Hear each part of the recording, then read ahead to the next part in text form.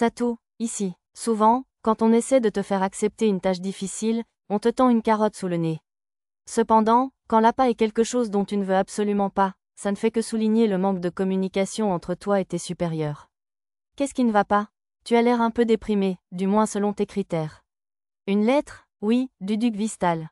Le 7e jour de notre séjour dans la capitale royale, j'ai reçu une lettre de la maison du duc Vistal. En résumé, elle disait: viens à mon manoir pour que je te remercie de ton aide concernant l'incident du dirigeable. C'est un peu tard, non? Je veux dire, je suis sûre qu'il a été occupé à gérer les conséquences. Alors, quand est-ce que tu es censé y aller? En fin d'après-midi. Désolé, mais tu dois aller au théâtre aujourd'hui sans moi. Mais tu n'avais pas hâte? On peut faire chacun notre truc aujourd'hui, on pourra y aller tous ensemble une autre fois. Ça vous va, n'est-ce pas? Les autres approuvèrent tous la suggestion d'Arisa. Je passais la matinée avec le groupe, puis je réservais une calèche pour me rendre chez le duc Vistal. Le manoir, non loin du château royal, paraissait extravagant, ne serait-ce qu'à en juger par ses murs extérieurs et sa porte principale. Le seigneur des lieux ayant récemment survécu à une tentative d'assassinat, des gardes armés étaient postés à intervalles réguliers devant les murs et plusieurs dizaines de groupes de soldats avec des chiens patrouillaient dans l'immense jardin. Je vous demande pardon, mais j'ai besoin de voir votre preuve de noblesse, s'il vous plaît. Le cocher avait donné mon nom et expliqué ma mission, mais le portier aux cheveux bouffis vint quand même me parler directement. Je lui montrai ma pièce d'identité, ainsi que la lettre du duc Vistal. Le gardien les examina tous les deux, puis regarda mon visage, puis les documents qu'il tenait à la main, puis les deux à plusieurs reprises, avant de finalement me laisser passer. Sécurité renforcée. Comme à la garden party de Lady Lytton, au lieu de sortir directement par l'entrée, nous avons dû garer la voiture et entrer par une porte latérale. Veuillez me laisser vos épées, poignards, etc. Comme vous pouvez le constater, je ne suis pas armé. J'ai répondu honnêtement au garde devant la porte latérale, mais il n'a pas semblé me croire et a exigé une fouille corporelle et une fouille de mes sacs avant de pouvoir entrer. C'était le cas même si je ne portais pas vraiment de sac, car tout ce que j'avais était généralement entreposé. Une fois la fouille terminée, on m'a dit de passer par la porte latérale et d'attendre dans le petit hall que quelqu'un vienne me chercher. Après près d'une heure d'attente, une servante mince au visage intense est finalement arrivée. Sœur Pendragon, oui, veuillez me suivre. Sans attendre de réponse, la servante a tourné les talons et s'est mise à marcher rapidement. Waouh, quel accueil chaleureux. En chemin, nous sommes passés devant un hall d'entrée où se trouvait un grand groupe de dames et de messieurs bien habillés. Y a-t-il un banquet ce soir? Ai-je demandé. Le hall où j'attendais n'était pas très impressionnant, mais celui que nous traversions était d'une extravagance comparable à celui du château royal.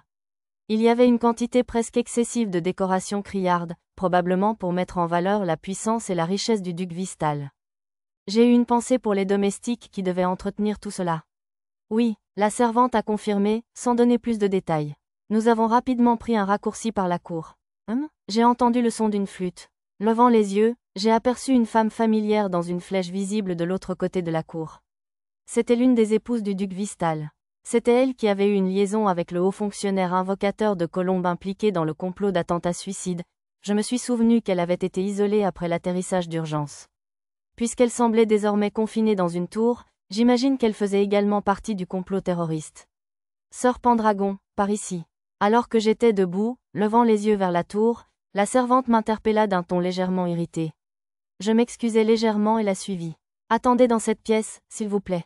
Dès que votre tour sera venu, un fonctionnaire viendra vous chercher. Ils me firent attendre 3 heures entières sans même m'offrir une tasse de thé. J'envisageais simplement de rentrer lorsque le fonctionnaire arriva enfin. Certes, j'avais passé ce temps à travailler sur un nouveau sort de liaison personnelle que je développais, mais quand même. Sœur Pendragon, en remerciement pour avoir aidé à défendre notre estimé chef, son Excellence le duc Vistal, contre ces scélérats, nous vous offrons les objets suivants.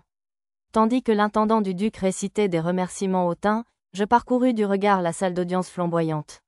Il était aussi grand que 4 gymnases réunis, probablement utilisés pour des bals en soirée et autres événements du même genre. Le plafond voûté, haut de près de 3 étages, était principalement fait de verre, et de délicats motifs avaient été sculptés dans les poutres et les murs. Derrière l'intendant était assis le duc Vistal sur un trône luxueux, mais jusqu'ici, il se contentait de me fusiller du regard en silence. Mon écran de réalité augmentée m'indiqua que la grandiose coupe d'argent suspendue à côté du trône était un saint calice. Offrez ces présents au chevalier. Sur ordre de l'intendant, un page apporta une épée et une bourse en satin qui semblait contenir de l'argent. Je n'arrive pas à croire qu'il ait donné à un chevalier honoraire novice l'épée magique offerte par Sa Majesté. Mondondé, oui fine, capta le murmure d'un des serviteurs du duc. C'est alors que je compris qu'il s'agissait de l'une des épées magiques produites en série que j'avais offerte au royaume par l'intermédiaire de la compagnie Eshigoya.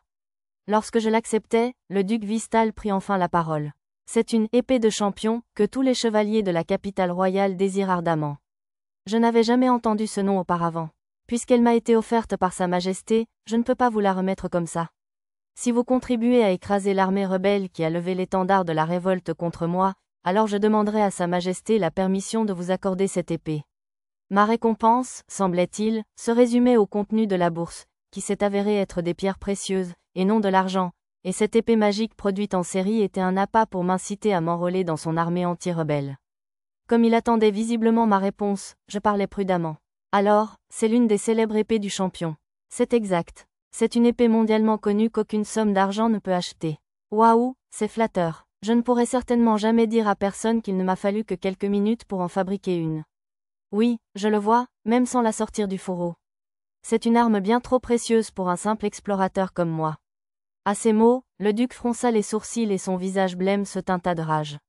Alors, vous refusez de contribuer à la défaite d'une armée rebelle qui menace la paix du royaume de Shiga? Je suis un vassal du baron Muno. Je crains de ne pouvoir m'immiscer dans le conflit territorial de votre Excellence sans la permission de mon seigneur le baron.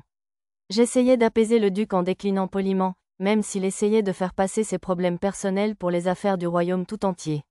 De plus, n'ayant aucune expérience militaire, je ne ferais que ralentir les soldats d'élite de l'armée du duché de Vistal. Plus important encore, je ne voulais absolument pas combattre contre d'autres. Si je devais participer au massacre de civils conscrits des deux camps, j'en sortirais probablement avec un grave syndrome de stress post-traumatique. Je pense que cette épée de champion serait mieux entre les mains d'un soldat digne de votre armée. Quand j'ai retourné l'appât sans hésiter, je veux dire, l'épée magique, le duc Vistal a pincé les lèvres et m'a gentiment autorisé à partir, lâche. Hors de ma vue, j'ai essayé de ne pas laisser transparaître mon soulagement joyeux en quittant la salle. Ça a pris bien plus de temps que prévu. En regardant l'heure sur mon écran de réalité augmentée, mes pensées se sont tournées vers le dîner du soir. Aïe, entendant un petit cri, j'ai aperçu une jeune femme, le bas du corps apparemment coincé dans un buisson, qui s'agitait désespérément pour se libérer. Apparemment, elle avait dû tenter de s'échapper par la fenêtre au-dessus des buissons, sans succès. Ça va? Elle ne semblait pas pouvoir s'en sortir seule, alors je suis allée lui donner un coup de main. En voyant son visage de près, j'ai compris qu'il s'agissait de la plus jeune fille du duc Vistal, mademoiselle Somiena. Merci. Oh, vous êtes l'homme du dirigeable. Oui, je m'appelle Satou Pendragon. Comme elle me reconnaissait en même temps, je me suis présentée à nouveau. Vous partez à l'aventure, mademoiselle Somiena? Somiena hésita, puis ses yeux brillèrent comme si une idée brillante lui venait d'être venue. Oh, je sais, je vais faire de vous ma servante. Sa capacité à faire des déclarations égoïstes sans penser aux désagréments qu'elle pourrait causer était tout aussi grande que celle de son père, le duc Vistal. Ne voulant pas la blesser en la rejetant sèchement, je me suis contentée d'un poli, ce serait un grand honneur. Mais bien sûr, un petit enfant ne comprend pas les belles paroles. Super, alors allons-y, a-t-elle déclaré. Je dois apporter une lettre à mon frère. Une lettre? C'est vrai, je lui ai écrit que s'il n'arrêtait pas de se disputer avec père et qu'il ne s'entendait pas, sa sœur préférée, Ena, ne l'aimerait plus. Je n'ai pas pu m'empêcher de sourire devant la logique innocente d'une fillette de 9 ans. Mais si je l'amenais vraiment au duché où sœur Toriel préparait une rébellion, cela causerait probablement de sérieux problèmes. Sœur Pendragon? Quelqu'un m'interpella du chemin que je venais de quitter. Bonjour, mademoiselle Elmina. C'était dame Elmina, la magneuse d'armes des 8 épéistes de Shiga. Elle était en civil aujourd'hui, vêtue d'une robe élégante, différente de celle qu'elle portait à la garden party. Sa prestance le déguisa d'abord, mais je remarquai que Sir Zeph Juleberg, le chef des 8 Shiga, l'accompagnait également en tenue de soirée. Merci encore pour l'autre jour, Sir Juleberg, dis-je. C'était un excellent combat. Revenez vous entraîner quand vous voulez, répondit-il. Comme Gwen m'a devancé, je n'ai pas encore eu l'occasion de vous affronter. Sir Juleberg semblait sur le point d'en découdre. Au fait, êtes-vous là aussi pour la fête? La jeune femme que vous escortez semble un peu jeune. Dame Elmina jeta un coup d'œil à Somiena. Non, en fait, on ne peut pas le dire aux étrangers. Avant que je puisse invoquer une excuse anodine, Somiena bondit et me tira par le bras. Les yeux de Dame Elmina se plissèrent d'amusement. Premier peloton, au mausolée. 5e peloton, bouchez le trou laissé par le premier peloton. L'atmosphère détendue fut gâchée par des cris tendus et le bruit métallique des soldats armés qui s'entrechoquaient.